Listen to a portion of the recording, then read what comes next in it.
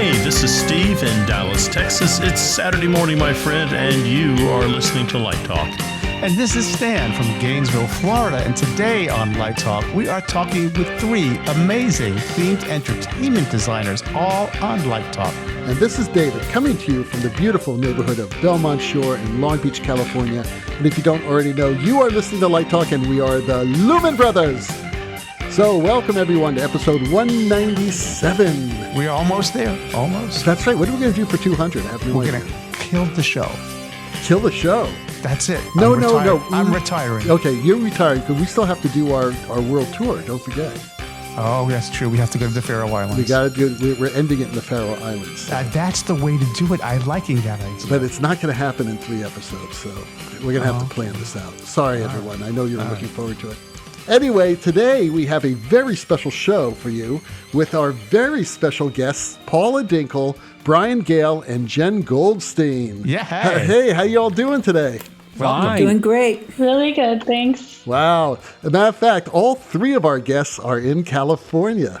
Is that right? What's this left coast thing going on? It's fantastic. So that means there are 4 Californians on this show today. I'm outnumbered. You're totally, that's so Steve. Steve's the best. He's holding up the middle. Before we get started, let me tell you a little bit about our guests. First, Paula.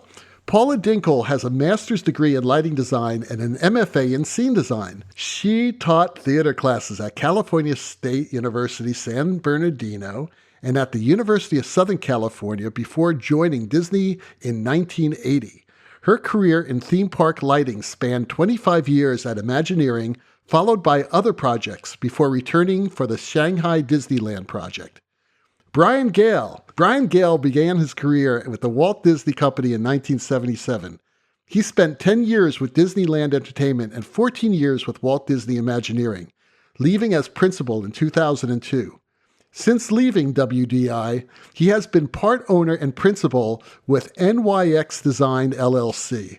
With partners Emmanuel Treason and Abigail Rosen Holmes, he has designed projects all across the entertainment landscape. Mr. Gale's work encompasses theme park attractions, special events, parades, film premieres, and architecture, as well as corporate events, cruise ships, live theater, dance, and opera. Hey, opera, that's what I do. Mr. Gale has designed numerous productions for LA Opera, Center Theater Group, San Diego's Old Globe and San Diego Rep, as well as South Coast Rep, Cleveland Playhouse, Seattle Rep, McCarter Theater Center, New York's Public Theater. Wow, what an impressive list of theaters there. His theme park work is represented in all of the Disney theme parks worldwide, including Indiana Jones Stunt Show, Honey, I Shrunk the Kids Playground, Fantasmic for Florida and Disneyland, Tokyo Disney Sea Broadway Theater and Nighttime Spectacular, Tokyo Disneyland Electrical Parade, and Micro Adventure and Castle shows. He has also designed an electrical parade for Ocean Kingdom at Zhuhai, China, and is currently designing park-wide and nighttime spectacular lighting for another Chinese theme park currently in construction, scheduled to open in fall of 2021. And then we have Jen. Jen Goldstein is president of Radiance Lightworks, a lighting firm that specializes in lighting for live events and permanent attractions for theme parks and immersive environments.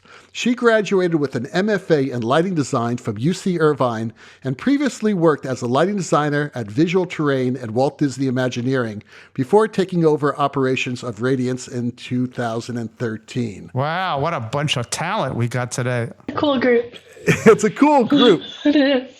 You guys are the coolest. Well, first of all, we are setting a Light Talk record today because we have 6 people on this show today, which is, we've never done this. And the closest was at our LDI show where we had like 4 or 5, but this is really outrageous.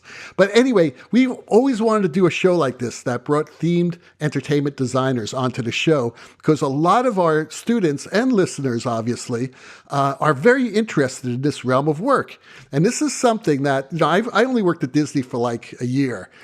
Right. And I think that's about it for us. I don't think anyone else has worked any sort of themed entertainment. So it's great to have the 3 of you on the show.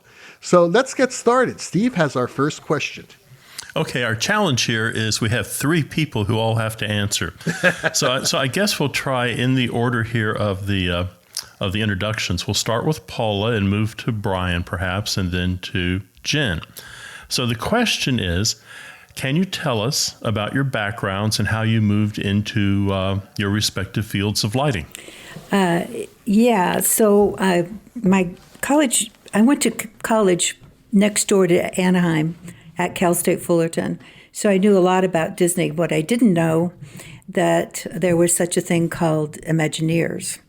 But while I was teaching at the University of Southern California, I started looking for some new opportunities. And I saw an ad in the Theater Crafts magazine about building a better mouse. And they were actually advertising for special effects designers, set designers, and lighting designers. So I applied, and they said no thanks.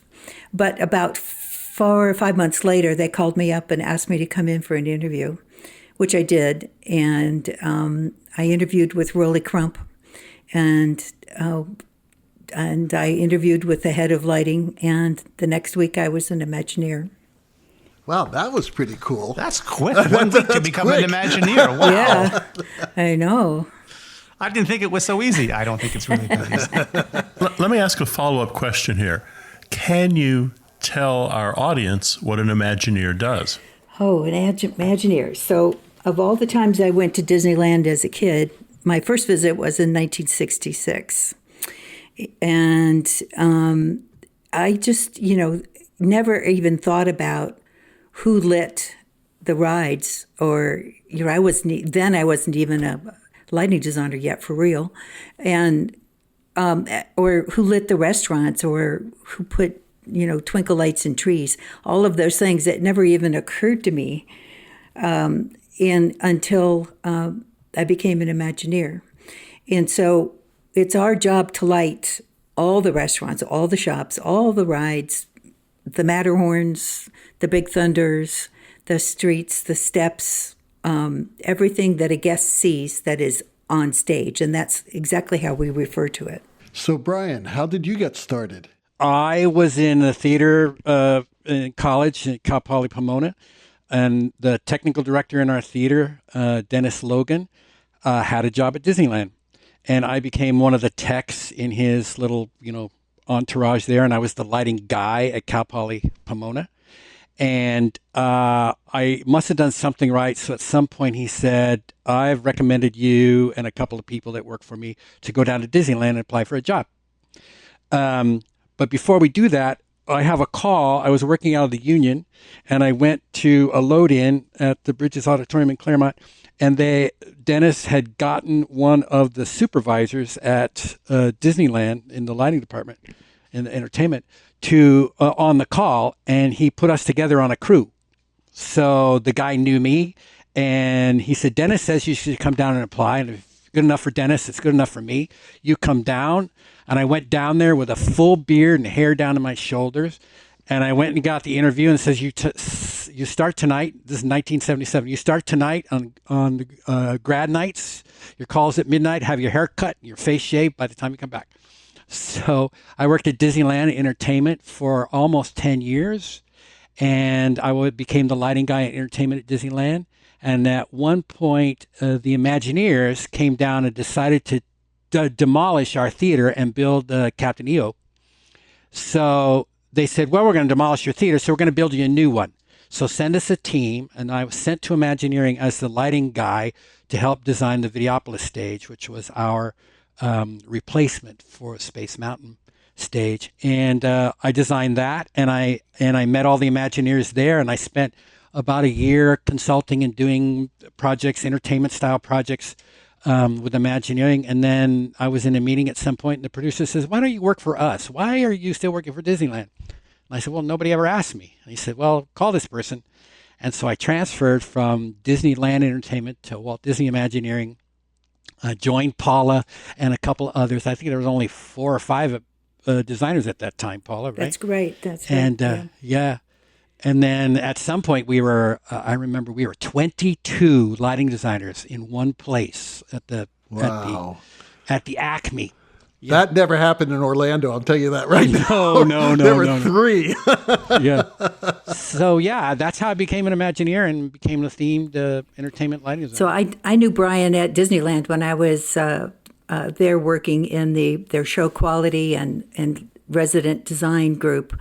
that was assigned from Imagineering. And I had met Brian, so when it came time to be staffing up again, I recommended Brian. Thank you. You're welcome. My pleasure.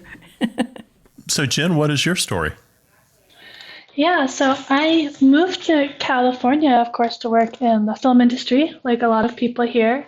And as soon as I got here, I think my first job was at the Laguna Beach Playhouse, where I was just helping focus some lights. And I believe I ran into Paula Jenkins. Oh, Paula, yeah.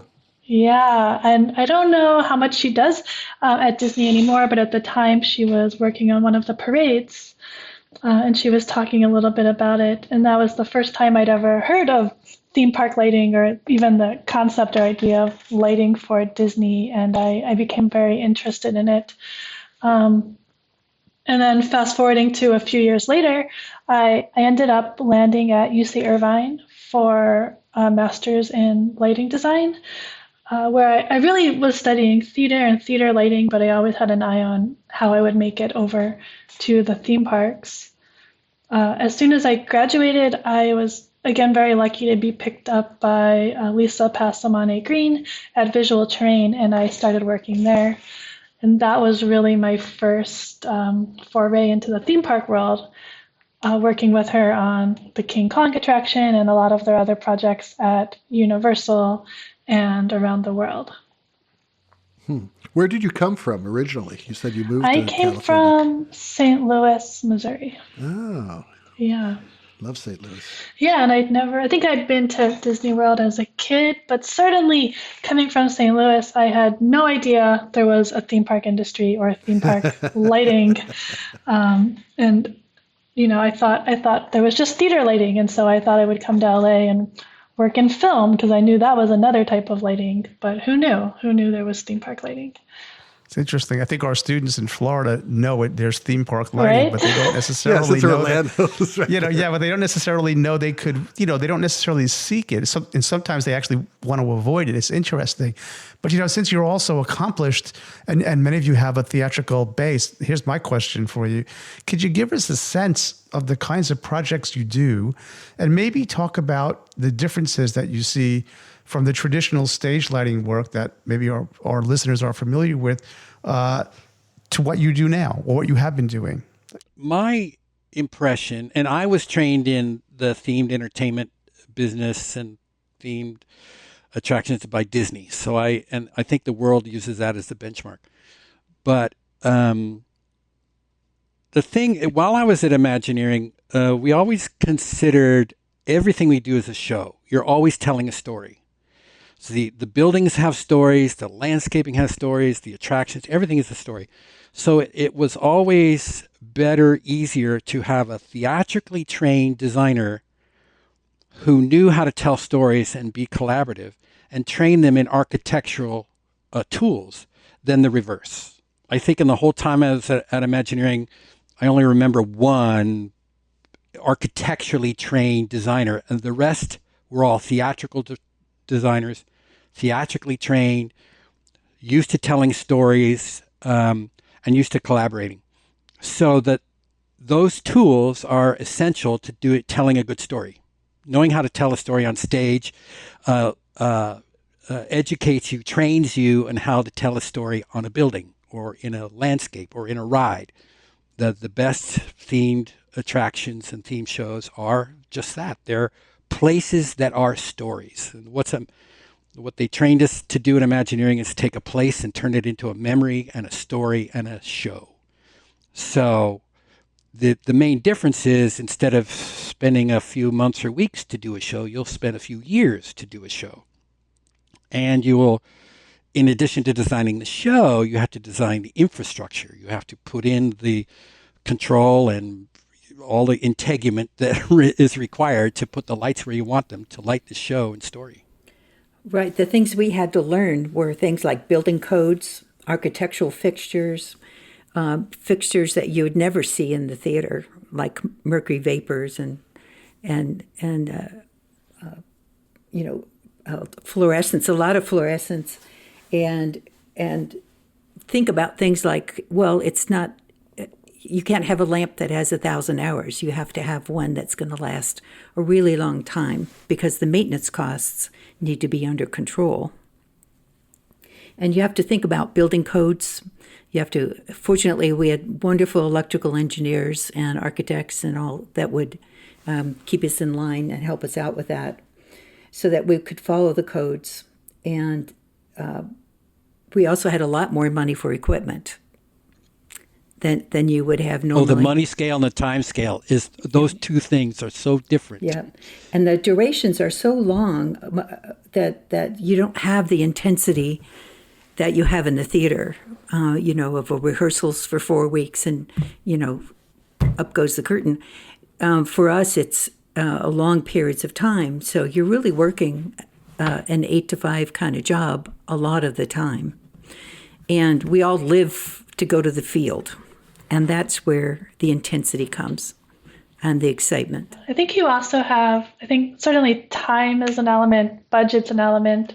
These are things that are longer in the themed industry, but also staffing is substantially different. I think for every one person you might have on a theater project, you might have 5 to 10 on a theme park project. So you don't just report to a director, you report to a producer and a creative director, sometimes a technical liaison. And then instead of electricians, you have a general contractor, an electrical contractor, a construction foreman, and so on. So the number of players you deal with on a day-to-day basis is immense. And as a result, the communication streamlining is more complex and a really important part of the project. The other thing that happened to us at Imagineering, and both Paul and Jen will attest to this, oftentimes the lighting designer will start on a project, and especially at Imagineering, you'll be in on the beginning. You're in the early phases. And then as you work throughout the project, people drop off. Your concept designer is gone, your architect's gone, the show writer has changed. Sometimes, there's very few people that are last till the end, till the last test and adjust is done. And the lighting designer started with it and ended with it, and then you're there with a whole bunch of people who didn't start the project.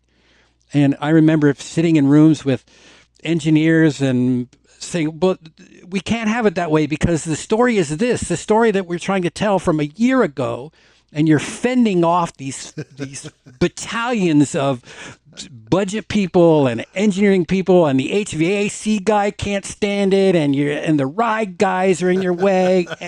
But this is a story we did a year and a half ago. I talked about this with so and so's over at Universal now or wherever.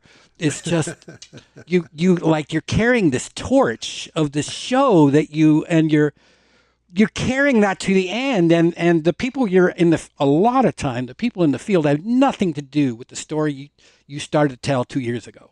It's like, but I'm telling you, this is what we wanted to do. It's like, you guys have really sketched out the differences the way I had even better than I had hoped with this question. It makes me think about my work in consulting, where we're dealing with construction people, but you guys, and so the process seems similar to me in that. And I guess you guys really, is it fair to say that you guys straddle the world between the traditional theater and construction and architecture? That's really, you're in that sweet spot between those two fields. It's an agglomeration. Is that fair? Especially at Imagineering, at the Disney model, that's true. I mean, you're what's really cool also is oftentimes you'll get into a conversation with a budget or a project manager or facility design manager, and at some point you'll bring up that the creative intent is this, and they'll all go, "Oh, I get it." There's, that's the ultimate veto is the show we always talk about show in every meeting, even when you're talking with the electrician and the HVAC guy, you're talking about show. The show wants to be this. This is good show. That's bad show. So the client is the story. Is that fair to say? Clients are the guests. The guest experience, yeah. But you say, as like Brian, it's the story that you hold on to, even as the players change and the budgets change and all the swirling that happens. You're sort of the anchor to keep the concept. Oftentimes, even your show set designers have changed, and it's like Oh yeah, even for a lighting designer, you have to plan on the fact that you might not be there for the entire project in some cases, depending on, there's almost no controllability for project schedules. Like a theater show has an opening date and almost never changes. With a lot of these projects, you don't know the opening date, and even if you do, it can change. And you might have 2 attractions you're opening, which means someone else is opening an attraction you've worked on for 3 to 5 years. And it's really important to document everything and communicate everything to your team so that almost any designer could take it over and run with it in a way that you'd never have to do in theater.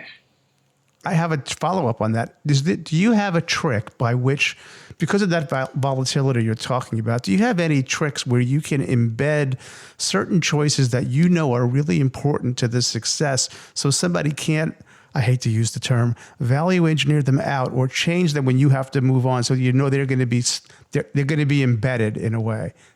Does that make sense? Ooh, yeah, that's a really good question. I haven't found that silver bullet. Well, that's easy in theater. You do the old Harold Burrsmeyer thing, where the last thing you specify are the seats. So that way you spend all the money on everything important, and then finally, when they run out of money, so I guess you're not going to have any seats. They always seem to find the money. Actually, yeah, a lot of that does come down to fixture specifications and paperwork, which actually Disney is phenomenal about that. I think the more specific you are with the fixtures, if you're able to address them in advance, if you're able to choose color in advance rather than waiting till the last minute and create cue sheets and focus documentation, that all helps preserve the design.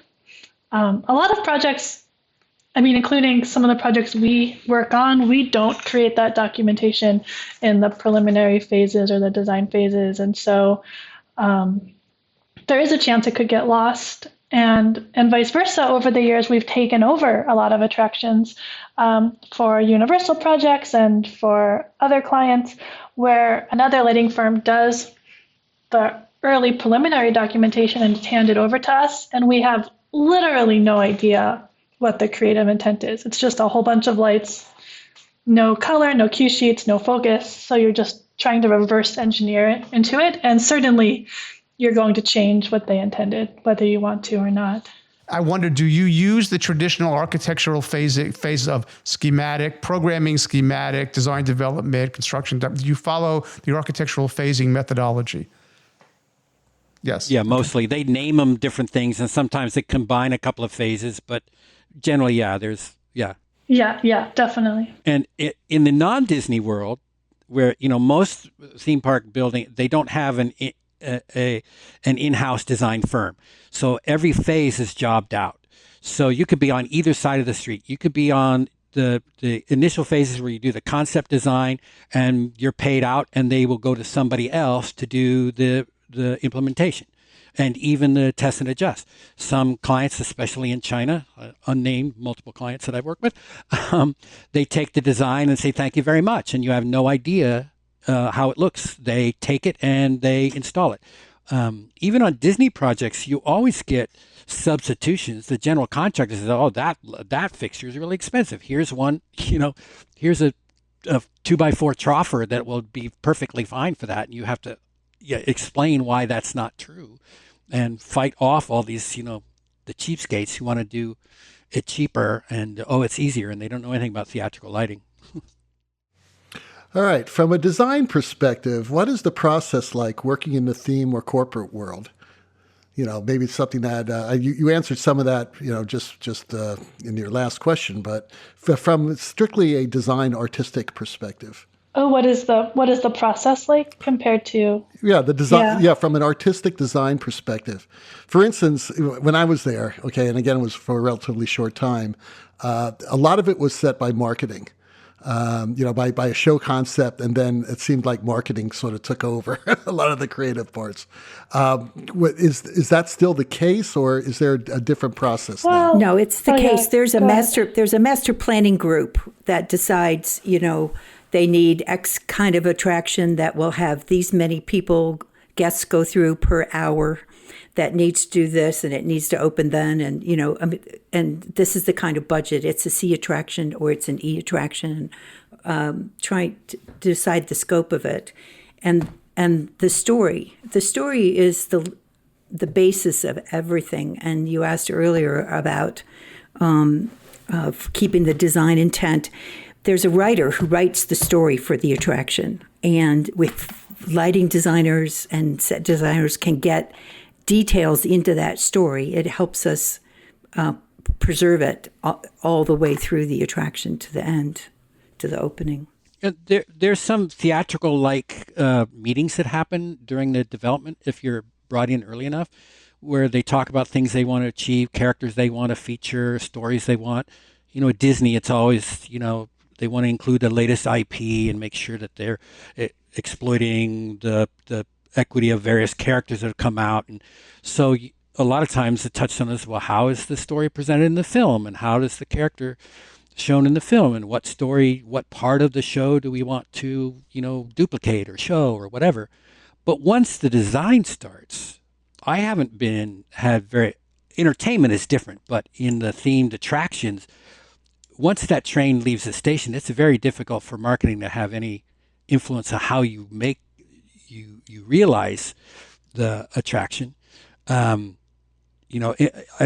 work a lot in entertainment and parades and shows where they have a little bit more influence further down the line. But once you start getting engineers and architects going, there's not a lot that marketing can do. Yeah, they do tend to step out. It has been interesting to me on recent projects, and I suspect this happens less at Disney because most of the work is done internally and there's more consistency. But we've certainly been on projects where, in the end, the marketing press releases and the stories they're telling and they're selling to people to attract them to come to the attraction or come to the park don't actually match the story that you've been working towards and developing throughout the process, which is unfortunate. I think that's something that maybe speaks to a need to keep marketing involved throughout the process.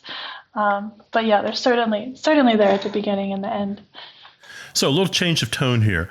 Can we hear a little bit about some of the really weird, unusual, or memorable projects you've worked on? My favorite one, the one that was most emotional for me, and it's in the Disney sphere, and I worked a lot with the marketing, the film production, did a lot of film premieres and things, and we did a project in New York City back when Michael Eisner ran the company. And when the Hercules film opened, we premiered it in New York in the 42nd Street Theater, in the New Amsterdam Theater. And so it was a stage show. So I designed the lighting for the stage show. And then they put on trucks the electrical parade from Disneyland that had closed. They put it on trucks and they took it to New York City. And so after the opening, after the movie premiere, immediately right outside, the electrical parade started chugging down 42nd Street. And I went to the 42nd Street box office for the New Amsterdam, because the theater is actually on the street over. So you go down and we go up to upstairs, and I got an upstairs window and leaned out the window and watched the Disneyland electrical parade, like 18 units chugging down 42nd Street. And the sound guys, they had put speakers all up and down 42nd Street, so it would play the electrical parade as if you were seeing at Disneyland. And this parade starts chugging down the street, and I look in every window, every second floor, third floor, fourth floor window was families, like the janitor from the building across the way and his kids, who will never go to a Disney park, are sitting there watching, daddies holding them in their laps, watching the electrical parades go by, Mickey Mouse waving, tears streaming down their faces. So blissfully, unbelievably happy. I'll never forget that was a thing that Disney used to do, and they don't do as much anymore. But Michael Eisner said, I'm taking the electrical parade to New York City, and it chugged and they had to chart, the electrical parade had been shut down, and so these floats had to be brought back up. They had to maintain them, they had to recharge them, they had to ship them across the country, and the last float ran out of gas, ran out of battery, just like they had to tug it. They had tugs standing by. They had to tug it over the finish line to get it to finish. But damn it, they did it, and it was it was just amazing. You know, the power of that mouse and the Disney story, and to see those kids who would never be able to afford to go to Disney World or Disneyland to see it, that was magic. That was, to me, the best. A friend of mine who did the same thing. He did a Disney parade in Mexico City. They produced one, brought the characters down. He had the same experience, chugging down the street with floats and parade, with all the characters waving, and kids, little ragged kids in dirty feet with tears streaming down their faces. It was, it can't be beat. I mean, that was the power of the character and the Disney story. So I have one experience that is repeated every single day at Disneyland and probably at Walt Disney World, where if you stand on Main Street, just a little bit before sunset, just getting to magic hour, and all of a sudden, boom, the lights come on. And there's twinkle lights everywhere on the buildings and rim lights. And people stand there and go, ah, the lights, the lights. It chokes me up every time. Gets me. That's what we do. Yeah. I know. That's fantastic. Bring joy to people with the lights. Yeah. It's magic. Makes me happy. It is magic. I think I was in Copenhagen last year, and I went to Tivoli, and I couldn't help but thinking, as I'm walking around, I'm just going, Walt must have been here. He had to have been here because it was so. I was like smelling it, going. Yeah, he probably was. Did he? Yeah. He yes. probably was, because it was before Disneyland, and it's like, okay, this is the concept, right? And he just Americanized it and made it better, made it bigger. Yes, he went to Tivoli. He also went to Efteling in Holland. That hour you're talking about, when the sun is just like, I just did landscape lights on my house, and I love to sit on the patio when the sun is going down and we're in dusk, and the lights are already on, but you can't see them. But then all of a sudden it feels like those lights are turning on, but it's not them turning on necessarily. It's the sun going away and revealing the luminescence. It's just something magical. Yeah, that magic hour is the best time to take photographs too, because you have enough daylight to light up the architecture, and then you have the points of light. Yes, yeah. Well, and the most magic is when I started at Disneyland in the late 70s, the park was closed. It closed Sunday at dusk and didn't open until Tuesday morning. So they used to do a lot of work on the Monday, on that, 40 hours. So I distinctly remember walking through New Orleans Square with nobody in the park, because the maintenance people don't come on until third shift. So at 5 or 6 o'clock, when the park has been emptied, there's nobody in it, and you're the only person walking in New Orleans Square around Tom Sawyer's Island and down, and you have the whole park to yourself. It's just, and then, as Paul said, this magic hour, and the lights come on, because they come on whether there are people there or not. Doesn't matter. And you think, oh, this is just for me. I'm here. There's nobody else. Yeah, that's really special. I thought it was a shame when they went that 7 day. They went to 7 day, a few years after that for money reasons and all, but that was pretty special. I think in terms of, certainly in terms of a special project, back when I was at Visual Terrain, we worked on a 4D theater for the World War II Museum that talked about some of the battles in Japan and some of the losses. And that was a really special project for me, because up to that point, when we got on site, I didn't understand how you could really mix such a sensitive subject matter with themed entertainment. It seemed crazy and foreign to me. I was like, you shouldn't, dress it up or make it a show. But actually, when we got there and the show was sculpted and the scenic pieces were brought in and it was lit and the audio was added, it was a really beautiful experience, and you actually could really feel the loss, and you felt like you were taken back in time and you were there. And that was probably my favorite project, because I'd never worked on something that blended the history with the contemporary in that way, to help people understand something real. Oh my God, Jen, you worked on that. That's the most beautiful attraction, the most unbelievably. I've seen it, Beyond All Borders. Yeah, I actually would cry at every single rehearsal run. It was crazy. Oh, amazing. The pre-show is amazing. The show is amazing. Oh yeah, Oh, so thank well you. done. So well done. Yeah. I knew the visual terrain worked on it, but I visual didn't know any terrain. person. Yeah. Stephen You Young did guys did most of the such a good design, job. and at the time I was new, so I was So good. programming. But yeah, it was a great project. And if anybody else hasn't seen it, you should see it. The whole World War II museum is amazing, but that particular show, that Tom Hanks, Oh, finance. that's I've right. heard Yeah, about that it. was I have Tom heard about it, but I Hanks. haven't. Yeah, So I've been good. wanting to go back to the museum because So good. I did that many years ago, and they've continued to develop the museum and other attractions since Yeah, then.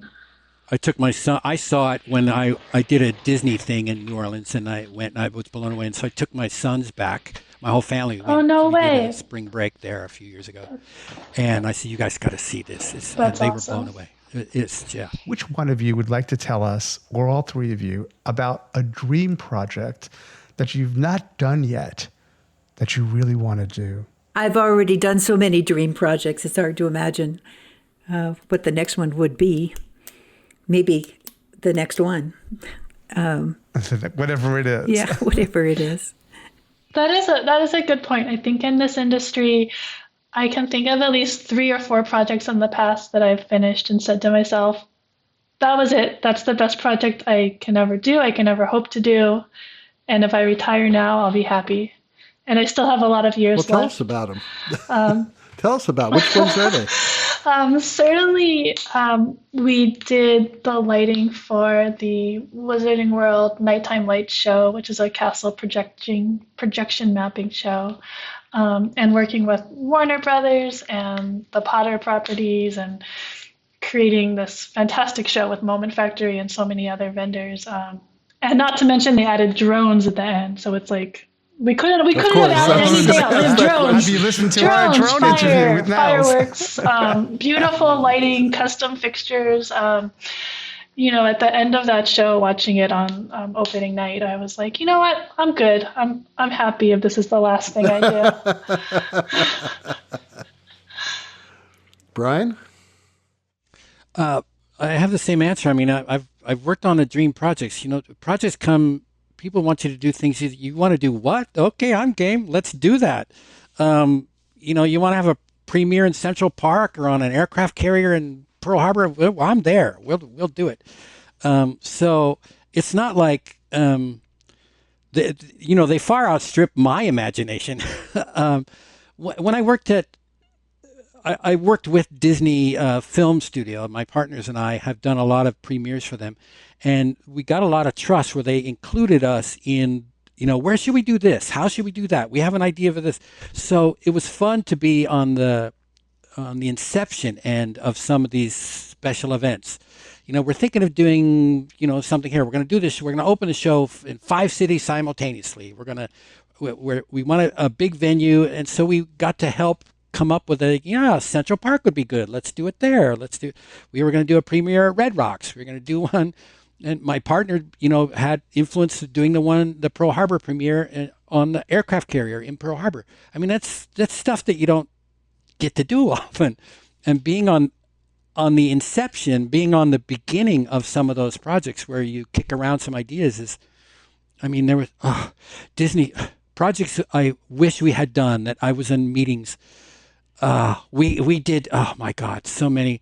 For a while there, I thought Imagineering is the world's largest theme park presentation company. We pitched so many shows, and the one, Paula, do you remember the Johnny DeSantis thing? Yes. The Disney on a train? Yeah. Oh God, that was going to be so cool. Oh. This is totally out of school. And Disney's But America. And you wound up doing that in Taiwan. It started with this idea. One of our producers had this idea of putting a Disney shows and attractions on a train and driving all over North America. Wow. And so like a Chautauqua. Like the circus. That would have been something. Yeah. And so I worked on this for 6 months. We did all these concepts, and we had, train cars that opened out into Ferris wheels and, rides and shows and dark rides and all this stuff. And it was a train that was going to be, it was actually wound up 2 trains, and it would take like 20 minutes to pass one point. And they ran all the numbers, and this is really cool. And it was at a time when it would have been good for the country It would, and the idea, the concept was to take Disney to people who could never come to us.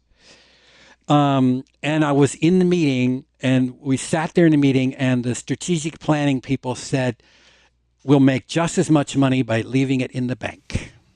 Well, that's what it was about, right? Making a little that's what money. It was about. And they didn't say we'll lose money. They said the amount of money we can make will equal what we could make if we leave it in the bank. So there was a concept to put a Disney park on an aircraft carrier and drive it around the Pacific Rim. Frank Wells had this idea. I don't need to come up with these ideas. Frank Wells had this idea. We're going to buy an aircraft carrier, put a Disney theme park on it, and drive it all over the Pacific insane, Rim. But amazing. Oh, what a cool idea. Now to work on that would have been amazing. Yeah. Yeah, and we worked on that for like 3 months.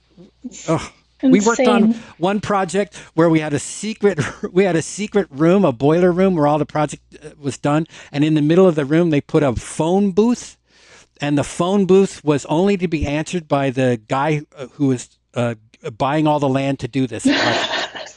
So we were designing this project, and they had to keep a secret because they didn't want anybody to know that Disney wanted to build a theme park in this particular place, because then they wouldn't sell us the land, or it would cost a lot of money. I know that story. Skunk Works. It was amazing, and we worked on that one, and it fell through. Oh my God! And we worked on Disney's America, and we didn't get to see that one go through. Yeah. I was on 4 or 5 in a row, and I thought it was me. It's like 4 or 5 that got canceled. I know. I had 3 in a row with Tomorrowland 2055, and then DMSE, and then Disney's America. And then I got Disney Quest. And Disney Quest, I think, was probably one of my most exciting. That was so fun. That such a cool idea. So for our young designers out there, is there any advice that you have for them to prepare to work in themed entertainment? Don't. It's heartache and pain. Oh, no, it's not. You guys sound pretty happy for the heartache and pain. I don't know. Yeah, they survived it. Yeah. Yeah, I wrote some notes about it. So that would be, you need to be in the right place at the right time with the right attitude and the right skills. Sounds like theater. Yeah. Yes. Beautiful. And so they should look into the Themed Entertainment Association. They need to network. They need to take advantage of free things like Imagineering in a Box, which is available on the internet. They should learn about architectural lighting, like look into joining the Illuminating Engineering Society. Yep. And you need diverse experience and skills on your resume, and you need to be easy to work with. I have to call Paula out here a little bit, though. If you go back and listen to this tape again, start at the beginning. And when we ask her, what does an Imagineering person do? She talks about lights and trees, fixtures. Whoa, we just talked about buying an aircraft carrier. We just talked about doing a train across North America. This is an amazing job the 3 of you guys have. That's right. It is. It was a great career. Totally. Yeah, I got to live in Shanghai for 3.5 years. I got to live in Paris. Wow. I know. Yeah, if you love traveling. I got to live in Florida. Oh, I'm sorry. There's a downside. Really sorry about that. In Chicago. It's not so bad. It's not awful. So bad. I grew up there. I know. We're just a lawless state. It's okay. Lawless state. That's a whole nother story. Well, before we sign off here, I really have to say that I'm so honored to work with incredibly talented people, artists. They're really great, which is a huge part of the magic we make. The magic's really about the people and the guests, the Imagineers, and the cast members, too.